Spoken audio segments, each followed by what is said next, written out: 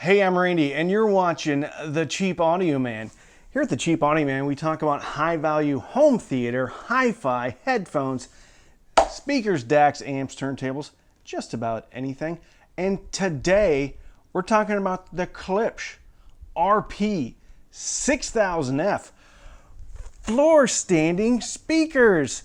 So, sit down, maybe grab a nice cold root beer, and let's talk about the Klipsch RP 6000F.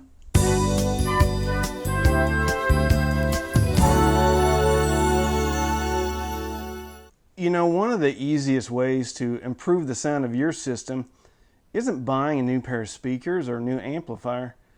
It's investing in some room treatment. And we're lucky enough today to have Sith Audio. They've just come out with their first room treatment product. It's the Sith Audio Triangle of Happiness. That's right, in just such a small package placed anywhere in the room, it instantly transforms the sound of your room into being audiophile perfection. Sith Audio Room Treatment, the Triangle of Happiness. It's $476, but it's worth it. It's gonna make it sound real good. All right, the Klipsch RP 6000F. I like to do this. This is a lot of fun. It's a floor standing speaker. So the RP 6000F has a 1-inch titanium dome tweeter loaded in a horn, two 6.5-inch woofers. This is just like the RP 600M, except a tower version. Hold on, listen to it. Oh yeah. On the back, it's rear ported, also bi-ampable. And the port is patented. It's the Tractrix horn rear port. These are 39 inches tall, about 10 inches wide, 9 3/4, but they're deep, about 17 inches deep. So, it takes up a little room away from the wall. Ow. Ow. I just hit my elbow. Even though they're deep though, I've had them upstairs in this room, which is where they've been living because, well, they're quite big. Two, I didn't want to have them downstairs, so one of my daughters would take, really not, probably just one, the 4-year-old. She didn't take a finger or a sword or anything and stick it through the woofer. They do fit in a room. You got to get them close to the wall though. But I was still able to give them maybe 4, 5, 6 inches. I had them towed in just a little bit too. So even though they're deep, it's not impossible to get them into a room. Now, if your room's 5 feet deep, maybe not. But in this room, they worked out just fine. These are rated at 97 dB efficiency, and efficiency means how loud does the speaker play at 1 watt. 97 is going to play louder than 85. One of the great things about Klipsch speakers is their efficiency. One has the ability to drive these speakers off of a variety of amps, even low-powered ones. These are available in a couple of finishes. This one is ebony. I don't know if you can tell. I'll take some pictures and show them to you. But I really like this. I have a pair of RP 500Ms that I purchased personally that have the same exterior color, and I quite like them. It's it's wood, but it also looks like metal at the same time. Very good, very pretty speaker. These speakers are rated down to 34 Hertz all the way up to 25,000 Hertz. And when I initially put these up here, I ran a room setup on my Onkyo receiver. It's an older receiver, but it still works just fine. It's the NR-TX or TXNR 686, something like that. Anyway, when it did the crossovers, it heard these as being full range speakers. So I didn't even put a crossover on them. They do go low, and it sounds pretty awesome. Besides the rear port having the patented Tractrix, say that 5 times really fast, Tractrix horn on the port, there's also a very cool design right here on the waveguide or the horn or whatever you want to call it. I'm trying to get some pictures of this so you can see it, but it's it's like a star, like a four-pointed star with 4 points. So it comes out kind of flat on going to the edges right here, and then the whole horn is kind of a rubbery material, very similar to RP600M. I'll have to go down and take a look at my RP500M, but I don't remember them quite being like this. Either way, it's very well done, and one can tell some engineering went into this. Does it make a difference as far as the sound goes? I think so, because the off-axis performance of this speaker is quite good. Vertical off-axis. Now, the ceiling in this room is probably 8 to 10 feet tall. When I was a kid, I could jump up and touch the rim. Probably 10 foot. So there's probably a 10-foot ceiling. So not super ginormously tall. But when I was watching some movies, Angels and Demons, with I almost said Tom Cruise, Tom Hanks. Angels and Demons. You know what? Tom Cruise probably could have pulled off that movie too. Tom Hanks was some doctor, Professor Langdon. Anyway, he was running all over Rome trying to save the Catholics, the Catholic priests and stuff. Very good movie. Anyway, it was a lot of fun because this thing was bouncing some sound off of the ceiling and it felt very immersive. I didn't even need Atmos, but if you want to get some Atmos modules or what have you, the RP line has you covered as well. On the Amazon, these run from, so there is some renewed ones for $450. So a pair for $900. That's pretty good. And I'll say at $900, definitely worth it. I think new, they're around $1,200 a pair.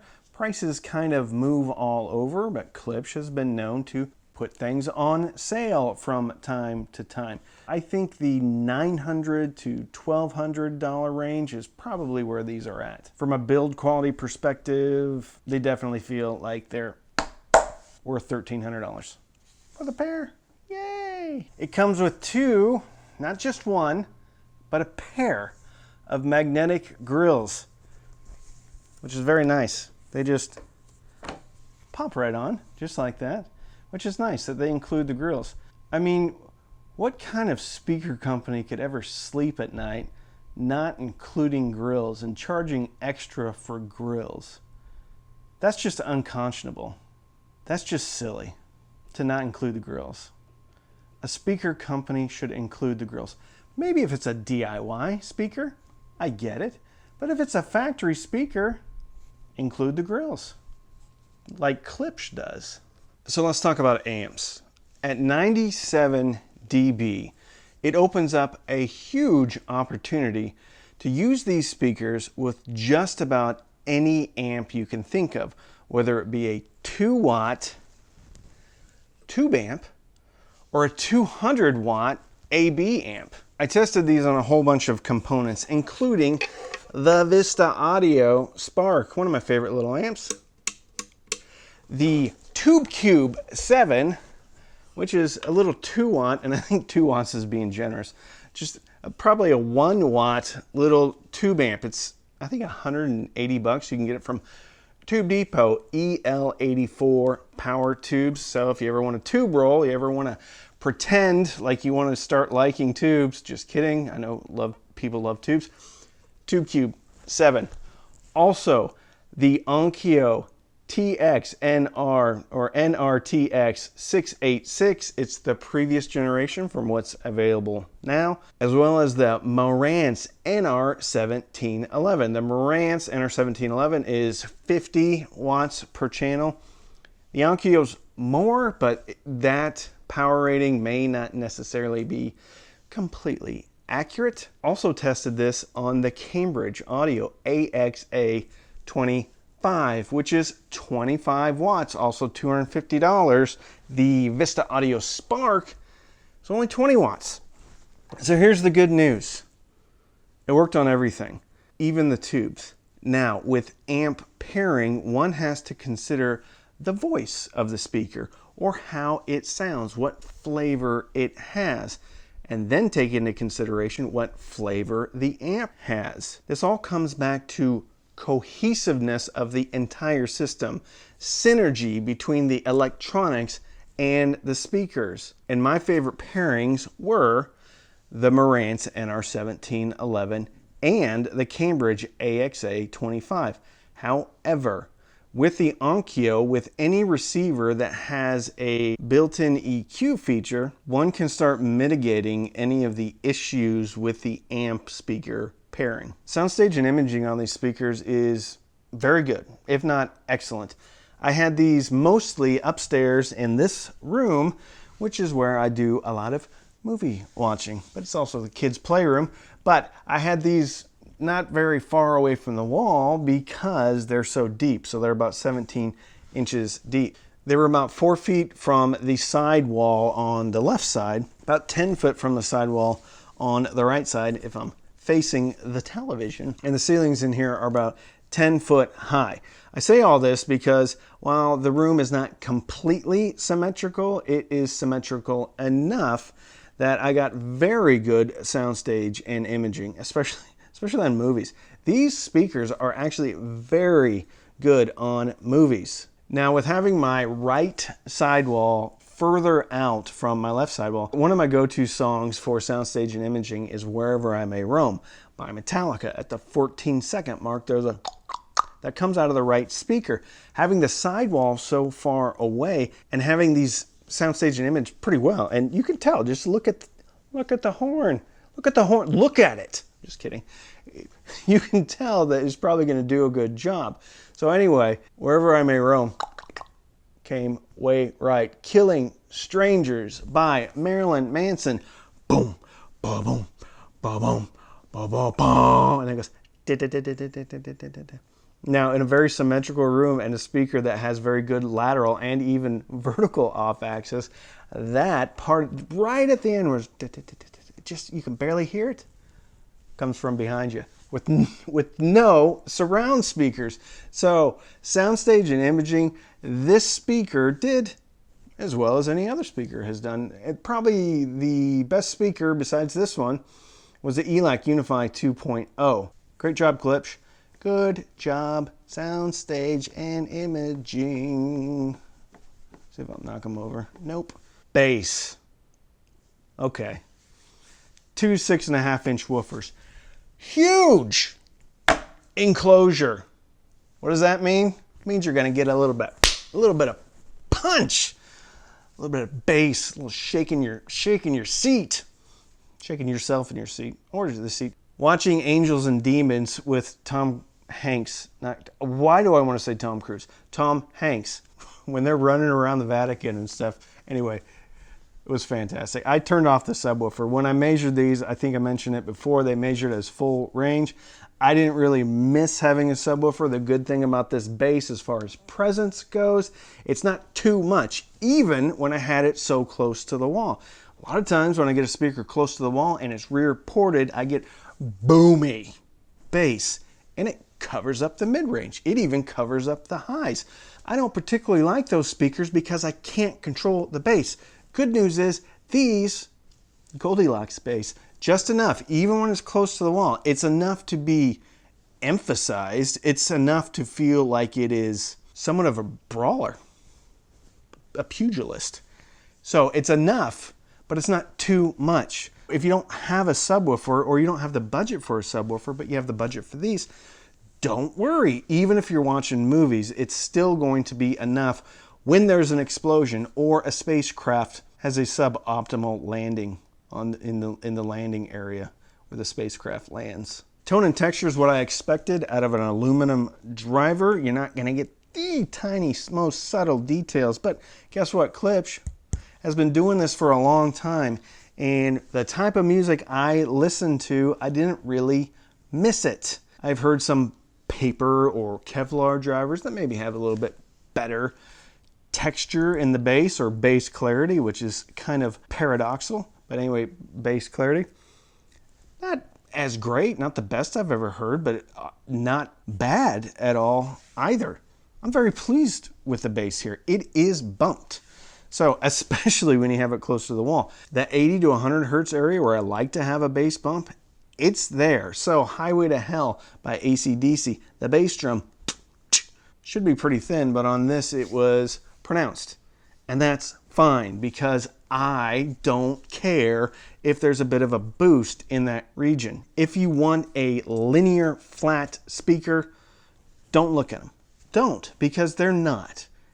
And I'm glad they're not, because they have personality. May not be completely accurate, completely flat, and good. Good. Mid-range. Sometimes I think Klipsch gets a bad rap when it comes to mid-range because there are dips oftentimes and a bit of a rise. The RP600Ms I felt had a bit of a rise in the upper mid-range, around 2000 hertz-ish, maybe 1800. These do too, but not to the extent that the RP600Ms had. I also have the RP500Ms, which is probably my favorite Klipsch. Until these, anyway, there's some scoop out in the mid-range. There may be a lot of scoop out in the mid-range. I haven't done measurements and I haven't looked at any measurements on this speaker. What I will say is male vocals, Kurt Cobain, MTV Unplugged, Nirvana. Kurt seemed a little bit forward and voice was slightly thinner. He did sound good. He did sound detailed, but there's a little bit of body left out of his voice. Conversely, female voices like Adele, Hello, is the track. She was very good. More analytical, less smoky than I've heard on other speakers, but the detail was fantastic. Acoustic guitars in the upper registers were very good, very detailed. You're not going to have a lack of detail from this speaker. If you're a stickler for mid-range linearity or flatness, this speaker's probably not going to do it for you. However, if you want a more forward presentation, a lively presentation in vocals, and a more exciting presentation in vocals, you may want to consider the RP6000F. Treble. Treble, again, is pronounced. This is what most would consider a V-shaped or a U-shaped speaker. So there is an emphasis on the treble. The 16th notes on Nina Simone's Cinnamon sounded quite good. The stick hitting the cymbal sounded very good. The thwack, the percussion, that's when you can hear the crack, the snap. Most of that's happening in the treble, and they did a good job. Very good job, frankly. Now, these do differ a bit from an AMT tweeter. So an AMT tweeter, in my experience, can be a little bit more airy, but sometimes a little bit less believable from an accuracy standpoint, as in if I was hitting a hi-hat, which I have one right over there, hitting a hi-hat and how I hear it in reality and how an AMT presents it. I would say these horns, the titanium, a little bit more accurate than some of the AMTs I've heard, but it's not all AMTs, some AMTs, especially Emotiva AMTs, and that's a good point. So let's bring up Emotiva. Emotiva has the T1 Plus and the T2 Plus. T1 Plus are around $700, T2 Plus are around $1,000 for the pair. These would be competing against the T2 Plus. T2 Plus are a bigger speaker. They make more bass. They have the AMT tweeter. These are different speakers. So I can't say the RP6000F is better than the Emotiva T2 Plus because they're different. The T2 Plus has more of that airy AMT tweeter sound. Doesn't have the forward presentation and has a little bit of a different sound signature. This is quintessential Klipsch, or within the last 3 or 4 years, quintessential Klipsch. I liked the RP600M. I ended up selling them. I like these. I like these a lot. And here's another thing that's going to make people's head explode. I like these better than the Klipsch Heresys. I do. I don't know why. I just do. I feel like there's more bass punch. I feel like these are funner. I feel like these are easier to live with. But most importantly, they're about $2,000 less expensive. So the RP6000F for me is a winner. If you are dead flat lined, I am an audiophile, I need linear response, then don't even bother looking at these. If you're in the home theater, if you're into a lively musical presentation that puts people a little bit forward, look hard at the RP 6000F. They are a bit on the expensive side for me personally, but with sales, with maybe some renewed options that you can get on Amazon, they come in line and they compete directly with the T2 Plus from Evotiva. Actually, there's some renewed that are $450 a piece, so $900. That's actually $100 less than the T2 Plus. Bear in mind, you need to make sure that you have enough room for these from the wall because they're deep, but with that deepness comes that bass.